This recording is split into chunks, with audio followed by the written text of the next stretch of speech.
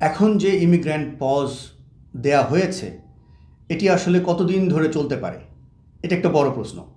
যদি আমরা একটু পেছনে তাকাই তাহলে আমরা দেখব যে ইউএস প্রেসিডেন্ট ডোনাল্ড ট্রাম্প যখন ৪৫তম প্রেসিডেন্ট ছিলেন, তিনি ২২ এপ্রিল ২০২০ প্রেসিডেন্সিয়াল প্রোক্লেমেশনের মাধ্যমে 60 ডেজের জন্য ৬০ দিনের জন্য ভিসা ইস্যুয়েন্স, কিছু এক্সেপশন ছিল, বন্ধ রেখেছিলেন।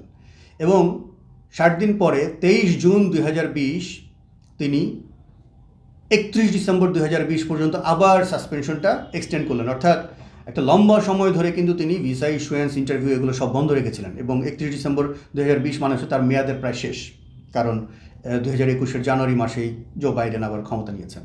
সো অতীত ইতিহাসের দিকে যদি আমরা তাকাই তাহলে বুঝতে পারি যে এটা দীর্ঘায়িত হতে পারে। অ্যাটলিস্ট ট্রাম্প অ্যাডমিনিস্ট্রেশন যতদিন আছেন ততদিন খুব সহসাই যে এটা থেকে তারা সরে আসবেন আমার তা মনে হয় না।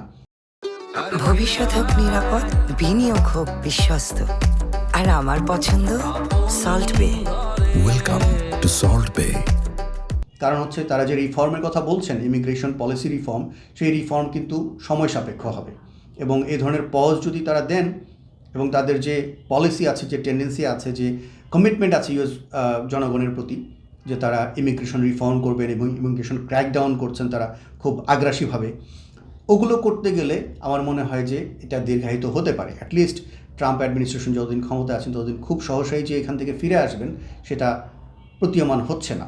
বাট যদি ম্যাসিভ কোনো চেঞ্জ হয়, ম্যাসিভ কোনো ইম্প্যাক্ট পড়ে, যেমন আমরা এখন আমেরিকায় যারা বসবাস করে তাদের কাছ থেকে শুনতে পাচ্ছি যে বিভিন্ন ধরনের ওয়ার্কার তারা পাচ্ছেন না, এই ধরনের ইম্প্যাক্টের কারণে তখন কি হবে, তখন যারা পলিসি মেকার তাদের সাথে তারা কথা বলবেন, সোশ্যালি অনেক ধরনের আনরেস্ট হবে, অনেক ধরনের কথাবার্তা লেখালেখি হবে, বলাবলি হবে।